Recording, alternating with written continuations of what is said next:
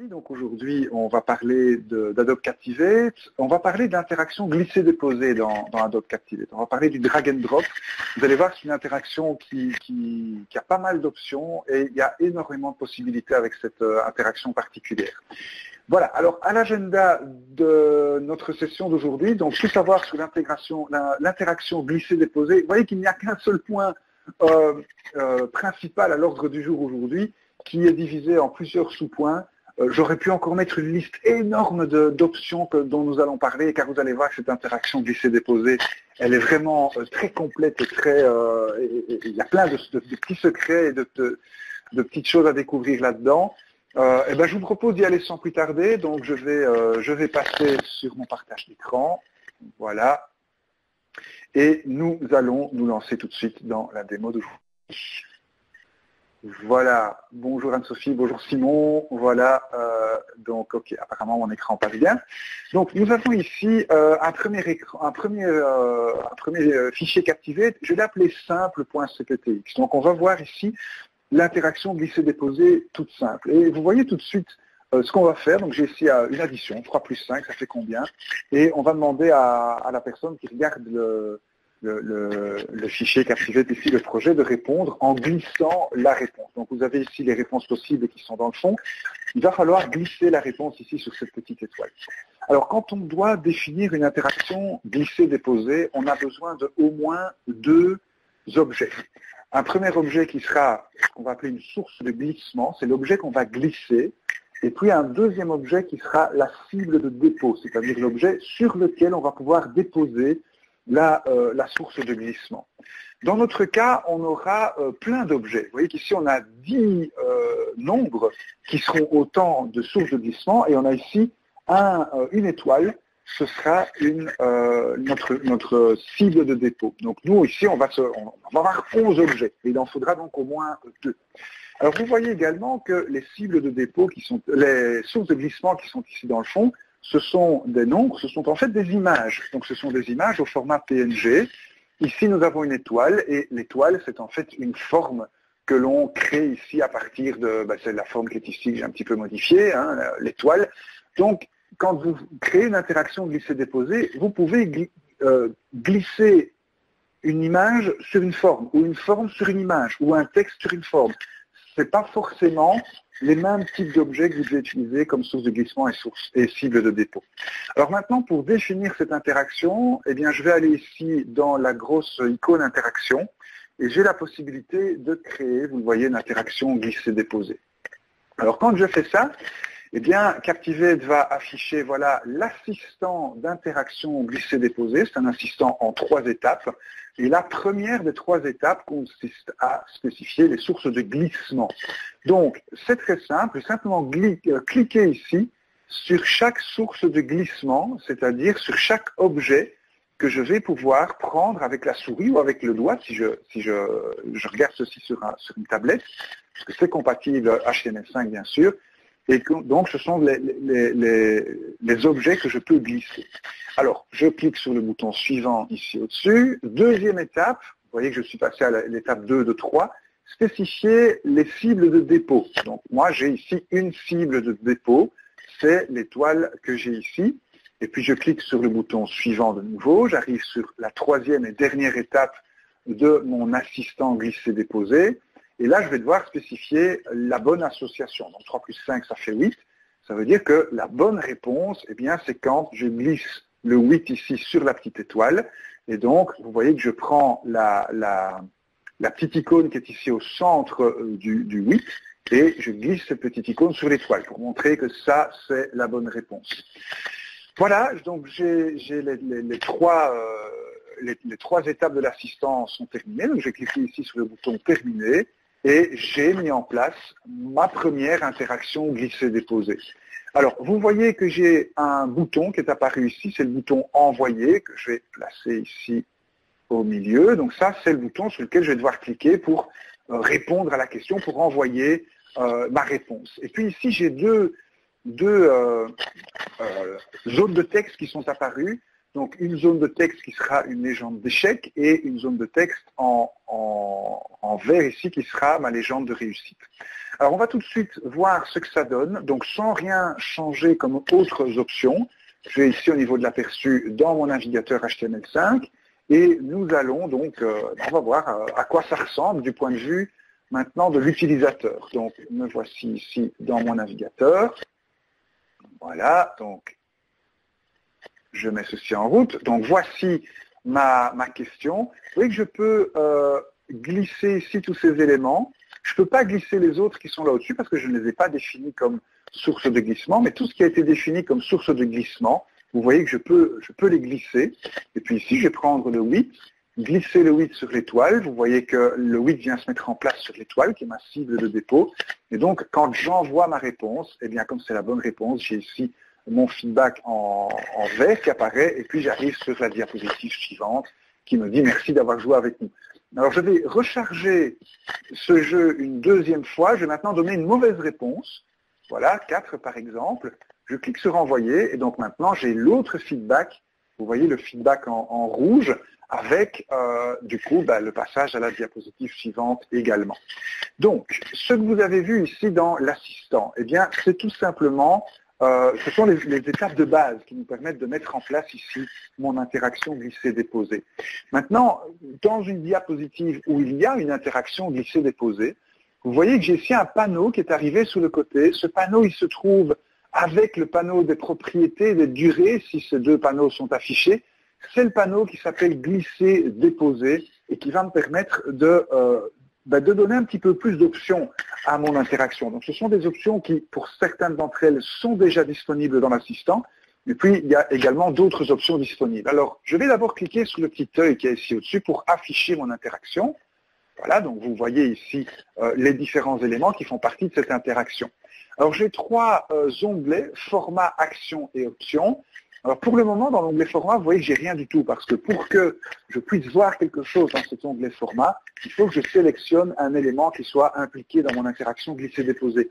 Donc regardez, si je sélectionne ici une source de glissement, pardon, eh bien vous voyez que j'ai une liste déroulante, effet, qui apparaît dans ce panneau format. Alors, pour la petite histoire, cette liste déroulante n'est en fait plus vraiment intéressante puisque les effets que vous pouvez mettre ici ne fonctionnent qu'en Flash. Et vous savez que Flash est une technologie qui est supportée par Captivate mais qui sera arrêtée ici à la fin de l'année. Donc, comme on publie maintenant nos projets en HTML5, eh bien, on n'a plus vraiment besoin de cette option-là. Donc, à mon avis, dans la prochaine version de Captivate, cette option sera soit complètement transformée, soit elle aura disparu. Et puis, si je sélectionne ici ma cible de dépôt, eh bien, vous voyez que j'ai d'autres options qui apparaissent ici dans le menu format. Donc, ce qui apparaît dans le menu format, ça dépend du type d'objet qui est sélectionné, si c'est une source de glissement ou une cible de dépôt. Ensuite, j'ai l'onglet Action et l'onglet Options. Ces deux onglets-là, eh bien, ils sont spécifiques à l'interaction glisser-déposer en tant que telle, donc ils vont être les mêmes, quel que soit l'objet sélectionné. Alors, qu'est-ce que nous avons ici dans l'onglet des actions? Eh bien, j'ai l'action qui sera effectuée si je réponds bien ou si je réponds mal. Vous voyez que dans les deux cas ici, c'est marqué « Continuer ». C'est pour ça que dans les deux cas, que je réponde bien ou que je réponde mal, j'arrive toujours sur cette diapositive numéro 2 qui me dit « Merci d'avoir joué ». Je peux également choisir le nombre de tentatives que j'autorise. Vous voyez que par défaut, j'autorise une tentative pour bien répondre. Je vais garder cette option-là ici. Je peux choisir d'afficher ou pas les légendes d'échec ou de succès. Donc si vous désactivez ceci, vous allez tout simplement retirer ces légendes. Et vous voyez que vous avez également d'autres options. Une option vachement intéressante ici, c'est la communication. Vous pouvez inclure l'interaction glisser-déposer dans le quiz. Ça, c'est quelque chose que beaucoup de gens ne savent pas. Mais donc, par défaut, cette interaction glisser-déposer n'est pas reportée vers votre LMS. Il n'y a pas de points qui sont donnés pour ça. Mais si vous le désirez, vous pouvez inclure cette interaction dans le quiz et ajouter, donc spécifier un nombre de points, ajouter ces points au total du quiz et éventuellement même communiquer cette réponse vers le LMS. Je n'ai pas besoin de ça ici, donc je vais le décocher mais c'est une option qui existe également. Donc voici ici une première interaction glisser-déposer que j'ai mis en place. Je n'ai modifié aucune option par rapport aux options de base et vous voyez que comment donc ça marche, je dirais, par défaut. Alors on va maintenant passer à un deuxième exemple. Alors c'est un exemple qui est très similaire au premier, sauf qu'ici vous voyez que je donne la réponse et eh bien on doit mettre en place le calcul. Alors quelle est la difficulté ici de cette interaction glisser-déposer par rapport à la précédente? Est-ce que vous avez une idée? Si vous avez une idée dans quoi c'est un peu plus difficile de faire celle-ci que la précédente, vous pouvez m'en faire part dans la conversation. Voilà, je vais attendre quelques instants. Si jamais il y a des personnes qui ont des idées, qu'est-ce qui change ici? Qu'est-ce qui est difficile par rapport au premier exemple? Est-ce que vous avez une idée? Personne? Eh bien, ce qui change, c'est qu'on a plusieurs bonnes réponses possibles. On peut faire 0 plus 5, on peut faire 1 plus 4, on peut faire 2 plus 3, on peut faire 3 plus 2, on peut faire 4 plus 1, ou on peut faire 5 plus 0. Donc on a en fait 6 bonnes réponses possibles ici pour cette interaction glisser-déposer. Alors comment va-t-on mettre cela en place? Première chose, je vais commencer ici mon interaction glisser-déposer comme je l'ai fait tout à l'heure. Et je vais donc passer par les 3 étapes de l'assistant. Première étape, quelles sont les sources de glissement? Eh bien, ce sont les 5 chiffres que nous avons ici en dessous. Donc, je vais cliquer sur ces 5 éléments un par un. Je clique sur suivant. Deuxième étape, quelles sont mes cibles de dépôt? Eh bien, ce sont les 2 éléments que nous avons ici au-dessus. J'ai ici 2 cibles de dépôt pour cette interaction. Et puis, troisième et dernière étape de l'assistant, quelles sont les bonnes associations? Alors, c'est ici qu'en fait j'ai un problème parce que j'ai 6 bonnes associations possibles. Eh bien, je vais toujours en montrer l'une des 6. Je vais dire qu'on peut répondre 0 et 5. Donc, vous voyez que je vais associer mes cibles de dépôt avec les sources de glissement. Et donc voilà, ça c'est l'une des 6 bonnes réponses possibles donc ici. Je clique sur terminer. Voilà. Je vais de nouveau placer ici mon bouton envoyer. Voilà, comme ceci, afin qu'on puisse donc envoyer la réponse. Donc ça, c'est une première chose. J'ai défini une première bonne réponse. Alors, je vais dans mon panneau glisser-déposer maintenant pour continuer à mettre en place les autres options dont j'ai besoin ici, mais dont je n'ai pas forcément accès dans l'assistant. Première chose, je vais désactiver mes légendes d'échecs. Voilà. Et ma légende de succès. Et comme ça, je désactive ici les deux zones de texte qui étaient ici au milieu. Ce que je vais également faire, c'est autoriser des tentatives illimitées. Voilà. Et donc, grâce à ces tentatives illimitées, je vais également dire, je veux pouvoir réinitialiser mon interaction glisser-déposer si jamais la réponse donnée n'est pas la bonne. Hein. Donc vous voyez ici, comme j'ai des tentatives illimitées, je n'ai plus qu'un seul choix, je ne peux plus que réussir ce calcul, donc je n'ai plus accès à l'option qui me permet de déterminer ce qui se passera si je réponds mal. Okay, donc voilà, ça c'est des petites options encore à mettre en place. Maintenant, l'option principale ici, je vais la trouver dans le panneau des options, ici sur le côté. J'ai un bouton qui s'appelle « Définir les réponses correctes ». Et c'est ça dont je vais avoir besoin ici. Donc je vais cliquer sur « Définir les réponses correctes ». Voilà, et j'ai donc ici une première réponse qui a été définie. Vous voyez que je peux mettre ici image 0 ou image 5. Alors, j'ai oublié une petite étape ici, c'est une étape que j'oublie tout le temps, comme quoi, vous voyez que tout le monde peut faire des petites erreurs. Donc, j'ai cliqué sur annuler pour vous montrer que j'ai donné des noms ici à ces différentes images. Donc, vous voyez que l'image 0, je l'ai appelée IMG 0. L'image 1, je l'ai appelée IMG 1, l'image 2, je l'ai appelée IMG 2. Je vais également donner des noms à mes cibles de dépôt. Donc ici, ma cible de dépôt, je vais lui donner un nom ici au-dessus, je vais l'appeler SHP comme shape, et je vais dire c'est le nombre 1 de mon addition. Je vais l'appeler SHP num1. Et la suivante, ici, je vais l'appeler SHP underscore num2. Alors, c'est moi qui définis le nom ici de ces formes, donc c'est ma convention de nomination de commencer ceci par SHP, parce que ce sont des shapes, ce sont des formes. Les éléments ici dans le fond, vous voyez que ma convention de nomination, c'est de commencer par IMG, parce que ce sont des images. Voilà. Et donc, maintenant que ceci est fait, je vais pouvoir retourner au niveau de mon panneau des options ici, dans le panneau glisser-déposer, pour définir mes réponses correctes. Donc j'ai une réponse correcte, c'est quand je mets 0 sur ma cible de dépôt numéro 1 et 5 sur la cible de dépôt numéro 2. Je vais ajouter une réponse correcte. Et ici, je vais dire que sur ma cible de dépôt numéro 1, je peux également mettre le nombre 1, mais à ce moment-là, je dois mettre le nombre 4 sur la deuxième cible de dépôt. Et ainsi de suite, je peux continuer à définir les 6 bonnes réponses. Donc, je peux également mettre 2 et 3, comme ceci. Ensuite, ajouter une réponse supplémentaire. Je vais pouvoir également mettre alors 3 et 2. C'est également une possibilité qui existe. Voilà, comme ceci. Une autre réponse encore, ce serait de mettre ici donc 4 et 1, puisque ça n'a pas encore été défini. Voilà, ne pas se tromper. Et puis je clique une dernière fois sur ajouter une réponse. Voilà. Et maintenant je vais dire que je peux mettre également 5 et 0. Donc vous voyez ici que j'ai plusieurs bonnes réponses, plusieurs associations qui vont être définies.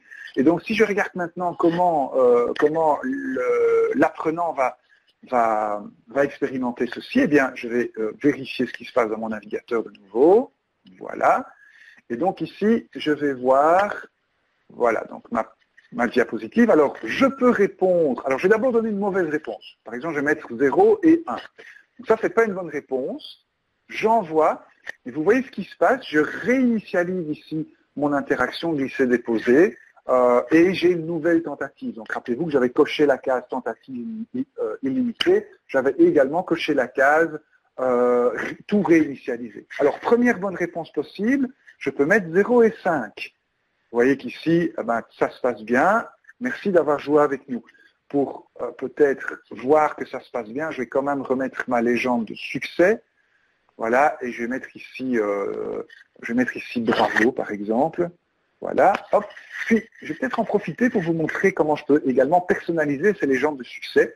Donc, je peux bien sûr changer la couleur de cette légende de succès. Par exemple, je vais la mettre ici en vert. Je peux changer la couleur du texte. Voilà, quelque chose comme ça. Je peux changer la couleur ici et la largeur de la bordure. Voilà, on va faire quelque chose comme ceci, par exemple. Voilà, c'est peut-être mieux comme ceci. Je peux également, alors ceci c'est une forme, donc je peux également faire un clic droit sur ces légendes et remplacer la forme intelligente. Donc ça va me permettre d'aller chercher une autre forme. Par exemple, ici, je peux mettre une bulle de bande dessinée, voilà, comme ceci. Et puis, une autre façon de personnaliser ces messages de feedback, alors c'est une manière que beaucoup d'utilisateurs de Captivate passent à côté, c'est l'utilisation des états.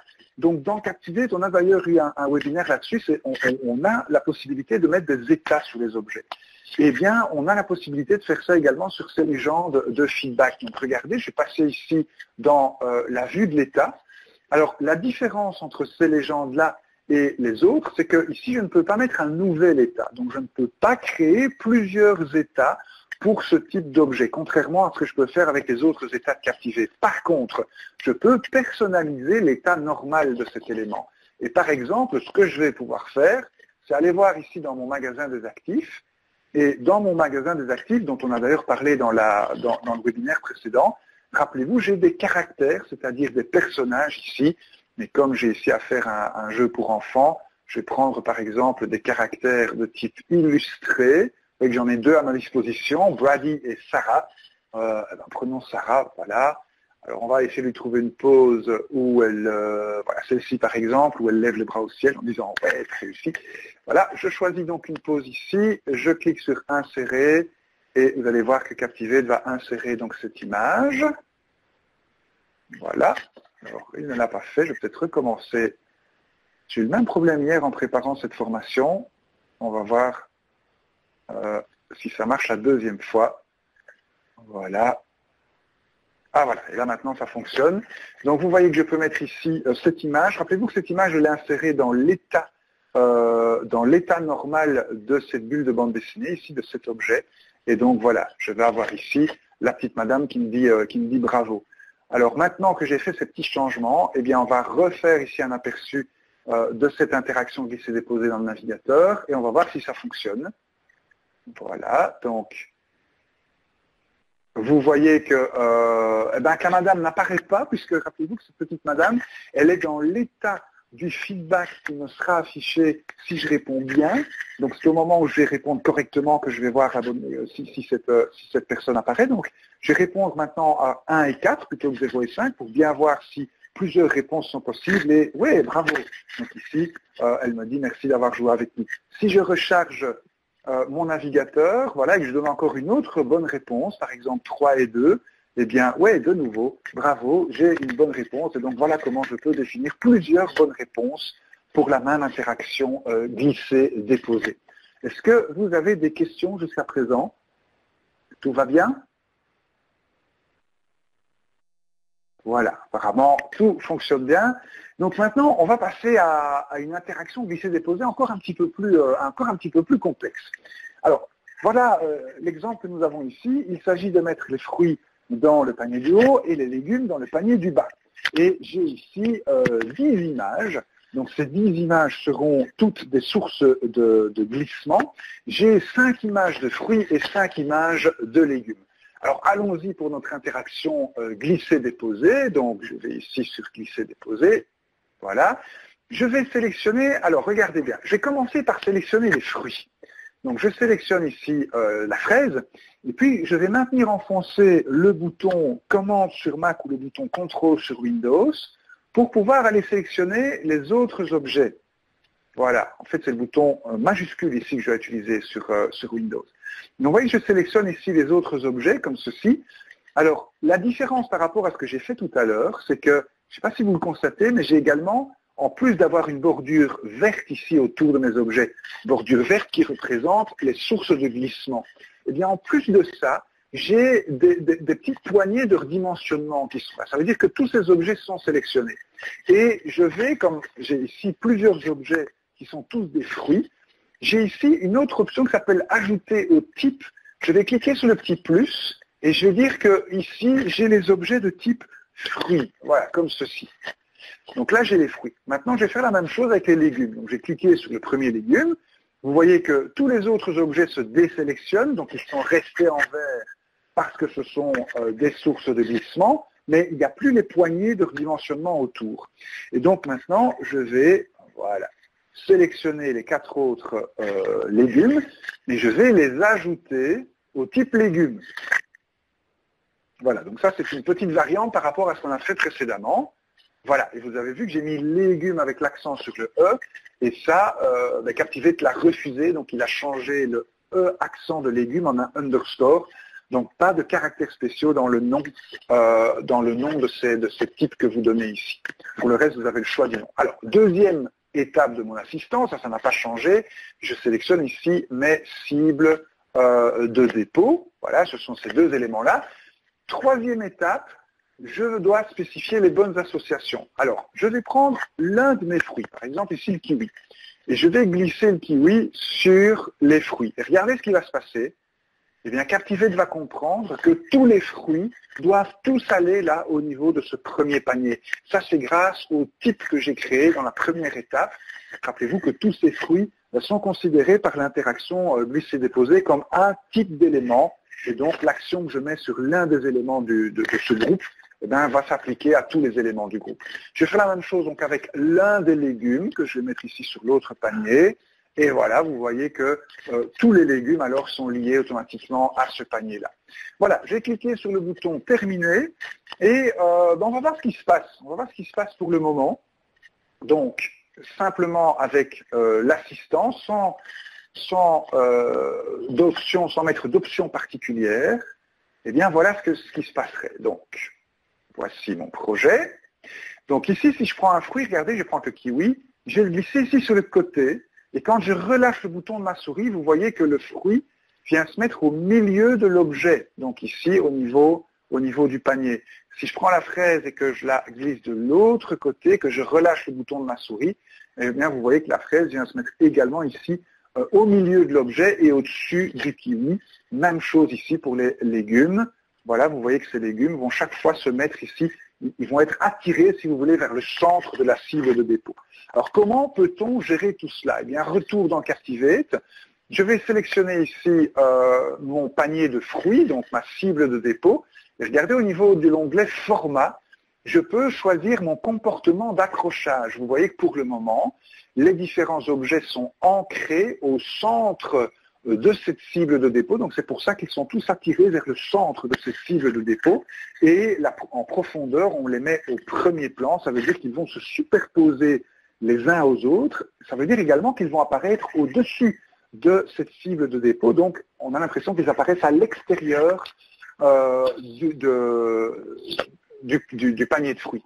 Donc ici, je vais changer premier plan en arrière-plan, histoire de mettre les fruits dans le panier, donc pour que le panier soit à l'avant-plan par rapport aux fruits que je mets dedans. Et puis, je vais vous montrer ici d'autres options d'accrochage. Donc, j'ai absolu, ancré et mosaïque. Par défaut, j'ai ancré. Alors, si je mets mosaïque, regardez, je vais pouvoir choisir la manière dont ces éléments vont s'ancrer. Par exemple, ici, je vais dire, eh bien, je veux que ça s'ancre de bas en haut comme ceci. Donc, de bas en haut et de gauche à droite. Donc, c'est ça que j'ai envie pour le moment. Je vais faire ça sur mes deux cibles de dépôt. Donc, je vais prendre ici mosaïque, comme ceci, et je vais le mettre ici en arrière-plan, comme ceci. Voilà. Alors, on va voir ce que ça donne pour le moment.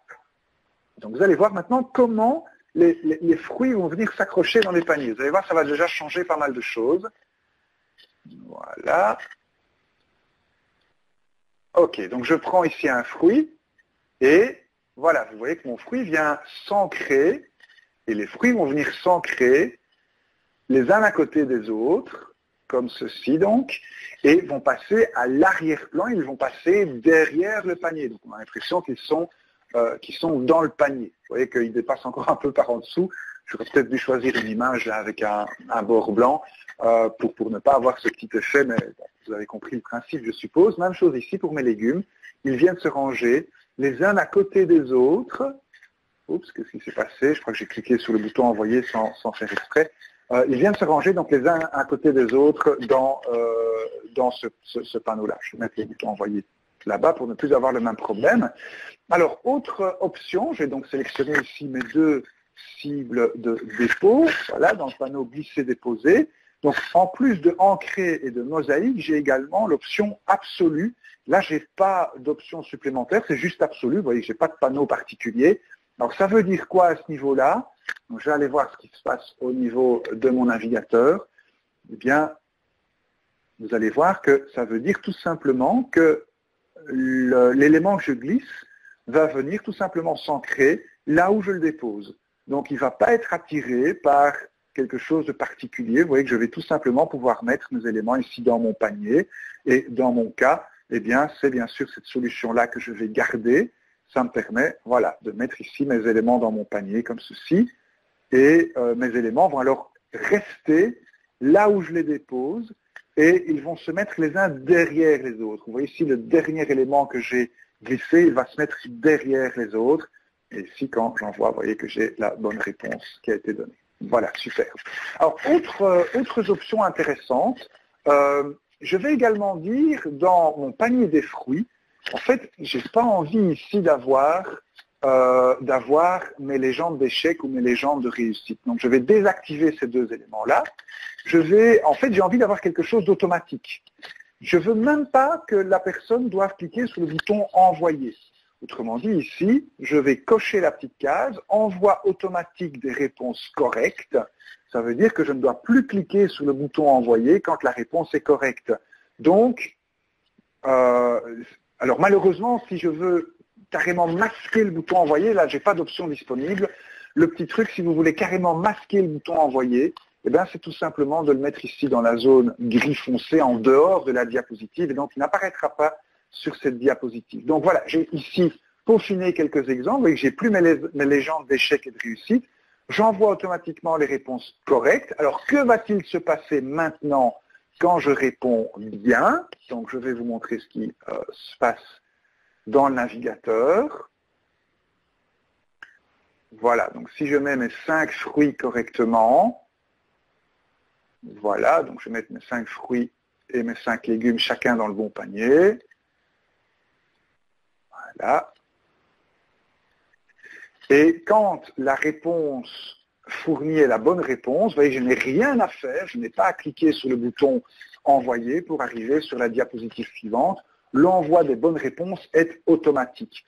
Le problème, c'est que va-t-il se passer quand je réponds pas bien? Par exemple, ici, si je glisse n'importe comment mes éléments en mélangeant les fruits et les légumes dans le mauvais panier, eh bien, une fois que tout a été déposé, vous voyez qu'il n'y a rien qui se passe, mon jeu est bloqué, et en plus, je ne peux pas reprendre ici les éléments que j'ai déjà été déposés. Donc, on n'est pas au bout des options à mettre en place pour que ceci fonctionne bien.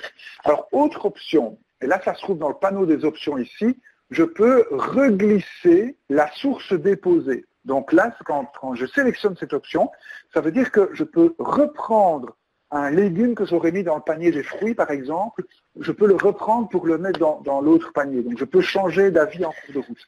Maintenant, autre chose que j'ai envie de faire, et là je reviens dans le panneau format pour sélectionner mon panier des fruits, j'ai la possibilité d'avoir des actions sur les objets. Ça veut dire que je vais demander à ma cible de dépôt de se comporter de manière particulière quand je glisse un type d'objet particulier sur ce panier-là. Et donc ici, quand je clique sur ce bouton, regardez ce que je peux faire. Je peux dire à cette cible de dépôt quel type d'objet elle peut accepter. Et je vais lui dire, eh bien, tu n'acceptes que les objets de type fruits. Tu n'acceptes pas les objets de type légumes. Je vais faire la même chose ici avec le panier des légumes. Je vais cliquer sur le bouton Action sur les objets. Et lui, je vais lui dire, tu n'acceptes que les objets de type légumes. Voilà, je valide. Qu'est-ce que ça donne pour le moment? Donc j'ai fait, je vous rappelle, 2 changements. Le premier, c'est que je peux reglisser les sources que j'ai déjà déposées. Et le deuxième, c'est que chaque panier accepte maintenant une partie seulement des éléments. Donc regardez, si je clique un fruit dans le panier des fruits, tout se passe bien. Si je clique un légume dans le panier des fruits maintenant, eh bien, ce légume est rejeté. Vous voyez que mon panier des fruits n'accepte plus les légumes. Les légumes ne peuvent aller ici que dans le panier des légumes et pas dans le panier des fruits. Et donc ici, je n'ai plus finalement la possibilité de donner la mauvaise réponse. Autrement dit, j'ai débloqué mon jeu puisque je ne peux plus donner que finalement la bonne réponse. Et la bonne réponse est automatiquement envoyée à Captivate. Et donc vous voyez ici que j'arrive sur la deuxième diapositive avec mon jeu. Alors, dernière petite chose que j'ai envie de vous montrer ici dans cet exemple. Vous voyez que j'ai deux blocs de texte ici qui me dit un truc bizarre, /5, et puis ici j'ai un autre truc bizarre, /5 également. Alors c'est quoi ces 2 trucs bizarres? Je ne sais pas s'il y a quelqu'un qui utilise déjà Captivate qui peut me le dire. Si vous avez une idée, hein, les machins là qui commencent par $, est-ce que quelqu'un sait ce que c'est? Parmi les personnes qui sont parmi nous, est-ce que quelqu'un sait quels sont ces éléments-là? Non, personne. Eh bien, ce sont des variables.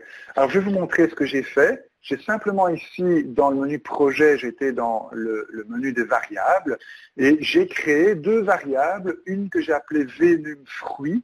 Vous voyez que cette variable est égale à 0, et une que j'ai appelée vnum vegetables, qui est égale à 0 également. Hein. Donc voilà, je vais fermer ceci. Et donc, qu'est-ce que ça donne dans mon navigateur? Regardez, quand je fais un rapide aperçu, eh bien, ça donne ici, voilà, on va laisser à Captivate le temps de générer tout cela. Ça donne ici que j'ai, voilà, 0 sur 5 dans les deux petites zones de texte. Donc, dans Captivate, le nom de la variable ici, v d'une fruit, est remplacé par la valeur de cette variable. Ce que j'aurais envie, c'est de changer, d'incrémenter de 1 la valeur de cette variable à chaque fois que je mets un fruit dans le panier des fruits ou un légume dans le panier des légumes. Alors pour faire ça, je vais cliquer de nouveau ici, sélectionner mon panier des fruits. Je vais dans mon panneau glisser-déposer au niveau de l'onglet format et je vais de nouveau cliquer sur Action sur les objets. Vous voyez ici que je n'accepte que les objets de type fruits sur ce panier-là, et je peux en plus définir une action qui se passe quand je glisse alors un fruit sur ce panier. Eh bien, l'action, c'est que je veux incrémenter, vous voyez que j'ai plein d'actions qui sont ici disponibles, je vais incrémenter la variable num fruit de 1, et je n'ai pas envie de relâcher la tête de lecture. Voilà. Et je vais faire la même chose avec le panier des légumes, avec l'autre variable. Donc je vais cliquer ici sur ce bouton. Donc vous voyez que ce panier n'accepte pour le moment que les légumes. Je clique sur les actions et je vais lui dire ici que je veux incrémenter l'autre variable de 1 quand je glisse un légume ici dans le panier des légumes. Voilà, je clique sur OK, je valide et maintenant, donc, quand je vais voir ici mon aperçu, eh bien, je vais avoir maintenant la version finale de cette petite interaction. Vous voyez qu'il y a pas mal de variantes disponibles. Regardez ce qui se passe avec les chiffres qui sont ici. Chaque fois que je glisse un fruit, vous voyez 1 sur 5, je prends la fraise, ça devient 2 sur 5. Si je prends un légume, rappelez-vous que ce légume n'est pas accepté par le panneau des fruits, par le panier de fruits, pardon, et donc je reste ici à 2 sur 5. Par contre, quand je glisse ici un légume dans le panier des légumes, eh bien c'est l'autre variable qui s'incrémente. Voilà, si je glisse un fruit dans le panier des légumes, il est rejeté et ma variable n'est pas incrémentée.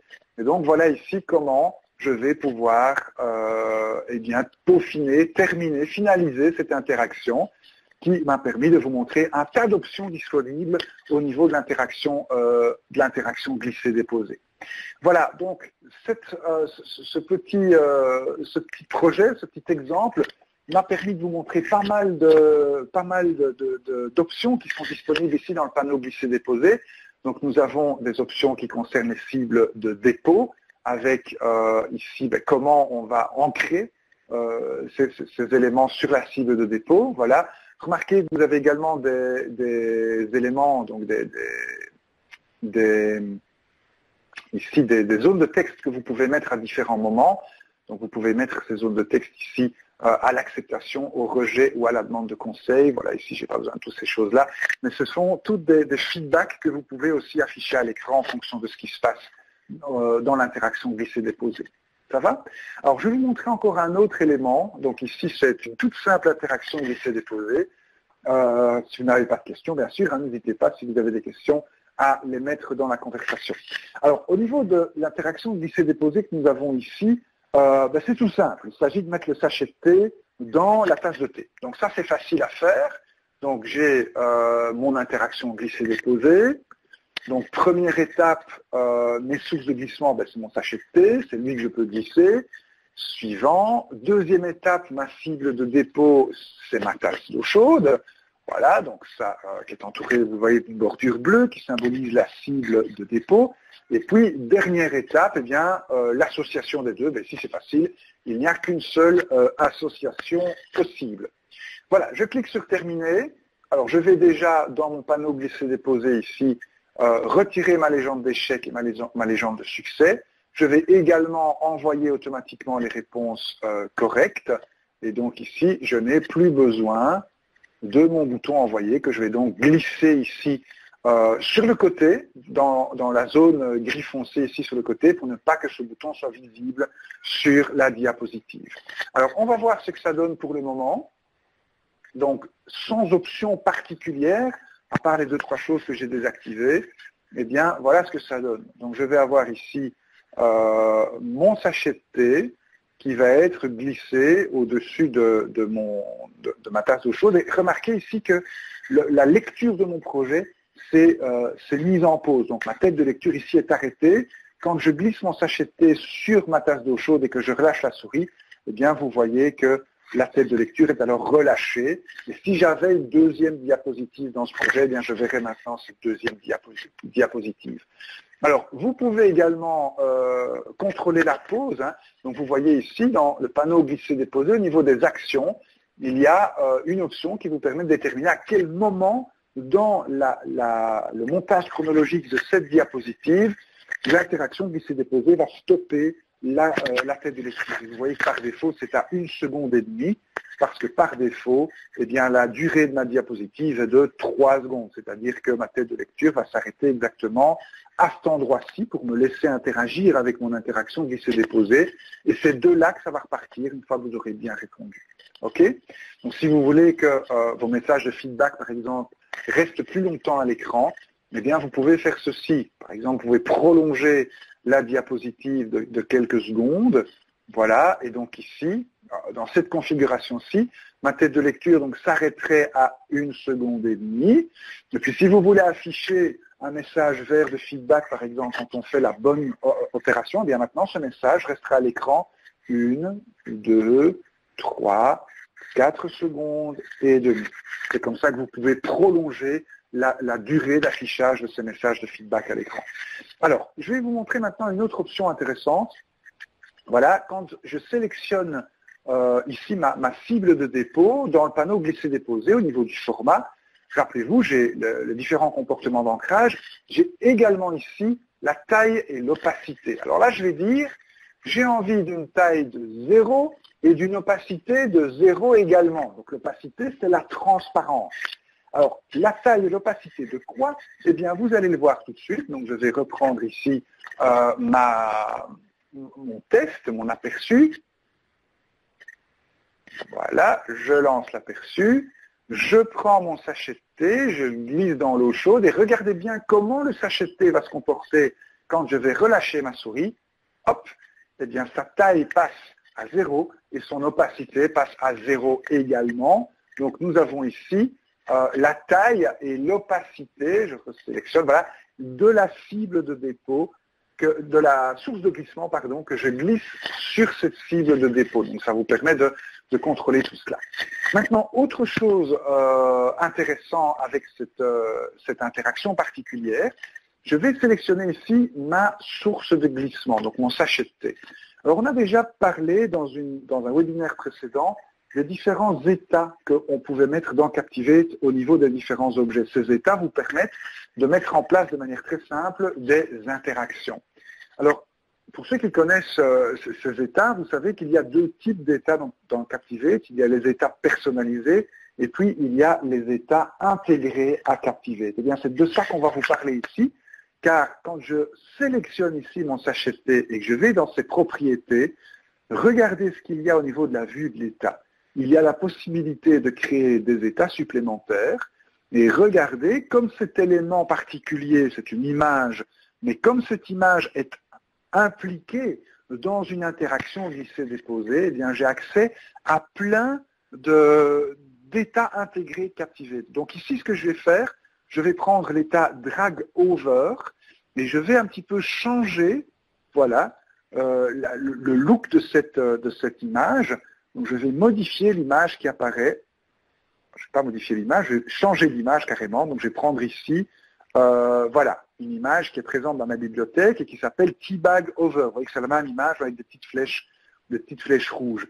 Alors cette image avec les petites flèches rouges, elle apparaîtra automatiquement quand le sachet de thé sera au-dessus de la tasse d'eau bouillante. Donc c'est Captivate ici qui va afficher l'image du sachet de thé normal dans la situation normale, donc quand l'image du sachet de thé est simplement affichée à l'écran, et puis quand l'image du sachet de thé sera au-dessus de la tasse d'eau chaude, eh bien Captivate va automatiquement prendre l'image qui se trouve dans l'état drag over qui se trouve ici. Je vais quitter l'état, je peux faire la même chose avec ma tasse d'eau chaude. Donc je vais sélectionner ma tasse d'eau chaude, je vais aller voir ici dans la vue de l'état, et ma tasse d'eau chaude, c'est un objet de type cible de dépôt. Donc c'est une image, mais ce n'est pas n'importe quelle image, c'est une image qui est une cible de dépôt pour une interaction glisser-déposer. Donc de nouveau, je vais avoir ici la possibilité d'avoir des états intégrés, et vous voyez que j'ai plein d'états intégrés ici. Celui dont j'ai besoin, c'est drop correct dans ce cas-ci, donc quand je mets la bonne réponse sur la tasse de thé, sur cette cible de dépôt, et je vais de nouveau ici changer l'image que j'ai envie d'afficher. Je vais mettre l'image tea, c'est-à-dire ma tasse de thé avec le thé qui est prêt. Voilà, je clique sur le bouton OK. Et puis maintenant, quand voilà, je quitte l'état, je vais aller faire un petit aperçu de ceci dans le navigateur. Voilà. Donc voici mon interaction glissée-déposée. Ma tête de lecture est arrêtée. Elle n'est plus arrêtée au milieu de mon projet. Elle est arrêtée maintenant à 1 seconde et demie au sein d'une diapositive qui fait 6 secondes et demie si je ne m'abuse. Donc je peux toujours prendre mon sachet de thé. Regardez ce qui se passe quand mon sachet de thé se trouve au-dessus de la tasse de thé. Vous avez vu que, on n'a pas vu longtemps, mais il y a, voilà, l'autre image qui apparaît. Et puis quand je lâche mon sachet de thé, qu'est-ce qu'il ne veut pas? apparemment, j'ai un problème avec ma cible de dépôt ici. Ça, c'est les problèmes de démo. Donc, regardez ce que je vais faire. Je vais simplement enregistrer ici mon projet. Voilà. Fermer tout ceci. Ça, ce sont parfois des choses qui arrivent avec Captivate. Ben, je vais vous montrer justement ce que vous pouvez faire quand ce type de petit dysfonctionnement apparaît. Donc, je vais simplement ici fermer tous les projets qui sont ouverts. Voilà, y compris donc le projet problématique. Et puis, une fois que tous les projets sont fermés, je vais me rendre dans les préférences de Captivate. Voilà. Et je vais aller vider le cache de Captivate. Dans les paramètres généraux, j'ai ici la mémoire cache du projet. Je vais effacer le cache. Et regardez, le petit message me dit que cela va effacer le cache de tous les projets Captivate, à l'exception de ceux qui sont ouverts. C'est pour ça que j'ai tout fermé avant de venir ici. Comme ça, ici, ben, je clique sur le bouton oui, et je vais effacer le cache de tous les projets. Voilà, je clique sur OK maintenant, et je vais tout simplement rouvrir le projet dans lequel j'étais. Voilà, donc il faut laisser à Captivate le temps de bien tout effacer. Je rouvre mon projet sur le T. Voilà, et maintenant je vais le tester de nouveau, en espérant bien sûr que, que c'était un projet un problème de cache. Voilà, on va le savoir tout de suite. Ok, donc je prends ici mon sachet de thé. Voilà. Non, apparemment, ce n'est pas un problème de cache, puisque je devrais avoir mon... Apparemment, ma cible de dépôt n'est pas bien mise. Bref, ce sont les dieux de la démo qui s'acharnent contre moi. Mais vous avez compris ce qui devrait se passer. Hein. Ce qui devrait se passer, c'est que votre tasse de thé doit prendre la couleur brune une fois que le sachet de thé se trouve ici au-dessus. Voilà, désolé pour ces petits dysfonctionnements de Captivate. Vous voyez que ce sont des choses qui arrivent. En fait, il y a eu une mise à jour de Captivate hier ou avant-hier. Et peut-être que cette mise à jour a ici inclus un petit bug supplémentaire au niveau des interactions qui se déposées. Voilà, alors, dernière petite chose que j'ai envie de vous montrer. C'est un projet que je n'ai pas fait moi-même, celui-ci. Donc là, il faut rendre à César ce qui est à César.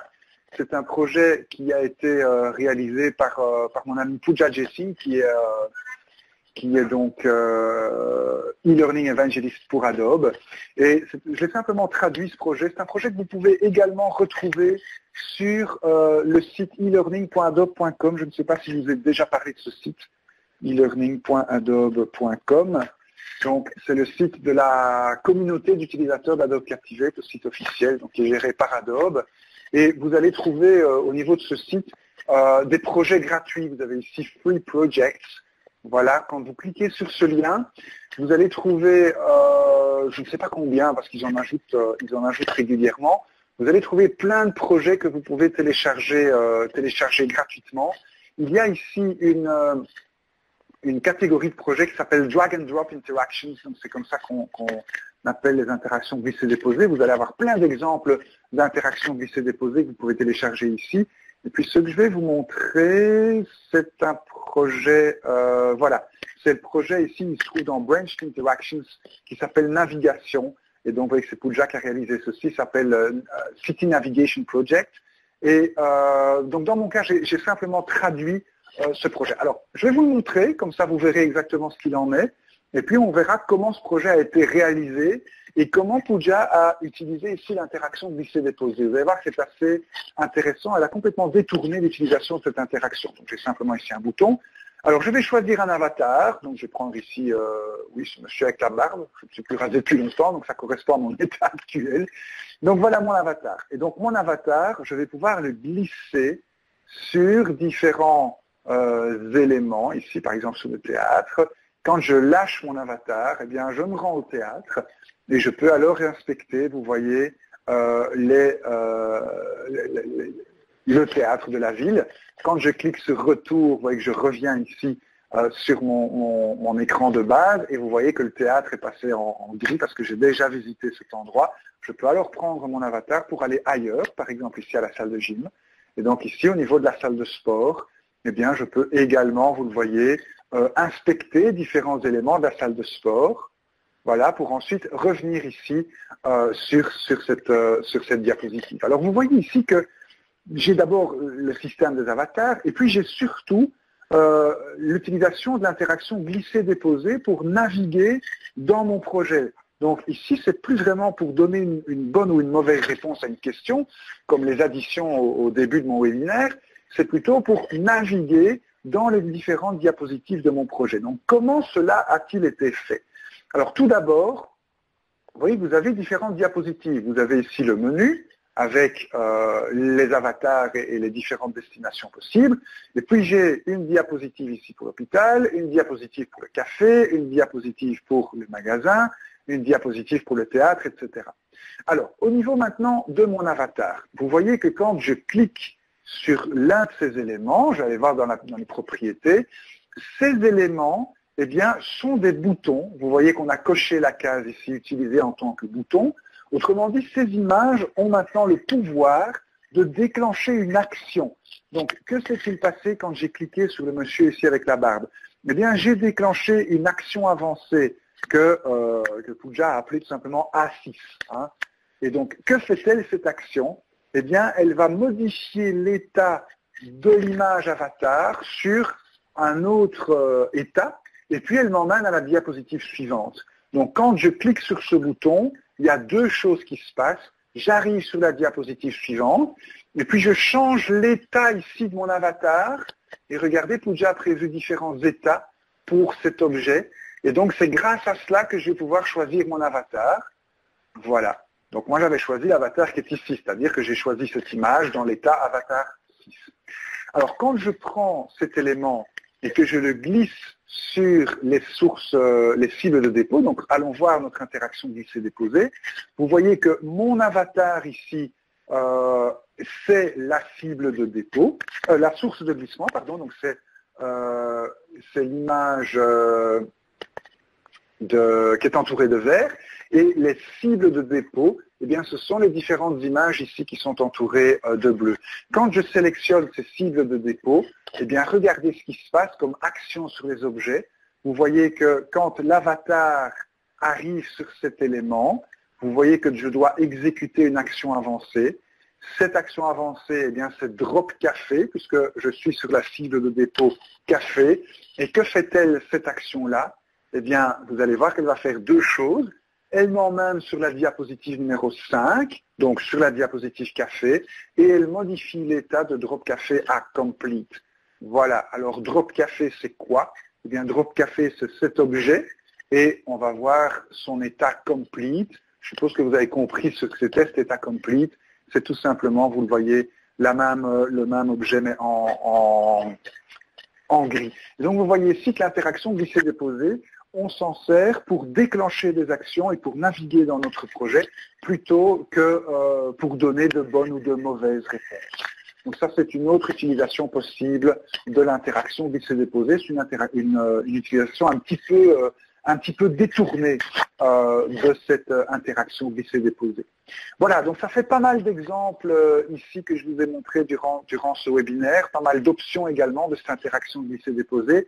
Donc je vais arrêter mon partage d'écran et revenir sur...